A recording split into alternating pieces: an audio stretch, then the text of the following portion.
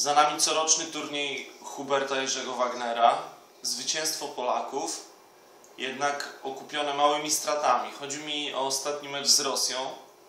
Oczywiście dochodzą głosy, czytamy wszyscy w internecie, że trener sprawdzał nowe ustawienia, że próbował zagrać coś innego, coś co będzie mogło zaskoczyć, przygotować nowe warianty. Jednak sam mecz i przegrana 3-1 moim zdaniem delikatną rysę zostawia na tym pięknym obrazku. Nieraz wynik z memoriału Huberta Jerzego Wagnera nie przekładał się na te największe imprezy. Wielokrotnie polscy zawodnicy zagonieni w rów przez dziennikarzy i ekspertów starali się wypaść jak najlepiej, próbując zostawić tam wszystkie siły, żeby udowodnić tylko, że przed naszą publicznością reprezentacja Polski jest niezwyciężona.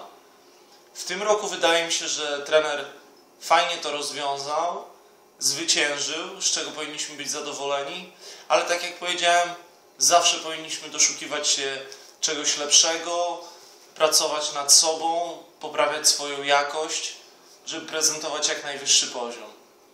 Przed nami Mistrzostwa Europy i wydaje mi się, że drużyna jako reprezentacja Polski zrobiła wszystko.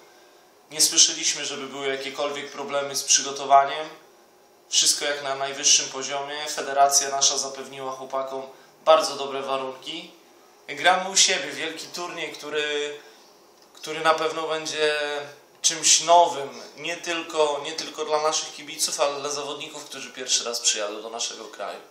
Pokażmy im, że potrafimy kibicować jak najlepiej, bo to robimy świetnie. Miałem przyjemność rozmawiać z reprezentantami Rosji, którzy przyjechali do Polski i powtarzali to samo, że oczywiście finanse w Rosji to jest coś niebotycznego. Oni sami mają świadomość, że zarabiają ogromne pieniądze, ale atmosfera i szał, jaki widzą na trybunach, świetna zabawa, oni są mega zbudowani, zazdroszczą, że mamy takich wspaniałych kibiców i cieszą się za każdym razem, kiedy przyjeżdżają do naszego kraju.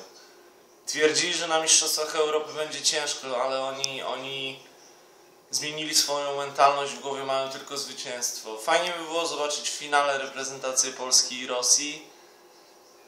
Chłopakom życzę wszystkiego co najlepsze, dużo zdrowia i powtórzenia sukcesu z 2009 roku. I tak zupełnie już na marginesie. Czasami krytykujemy naszych zawodników, reprezentację. Po ostatnich występach koszykarzy na Mistrzostwach Europy i po ostatnim remisie piłkarzy nożnych, którzy zamknęli drogę do Rio, na Mistrzostwa Świata w Brazylii, popatrzmy na nasze gry zespołowe i miejmy świadomość, że siatkówka jest czymś wyjątkowym, więc niech ta pasja, która jest w nas, zawsze pomaga tej dyscyplinie stawać się lepszą. Do zobaczenia.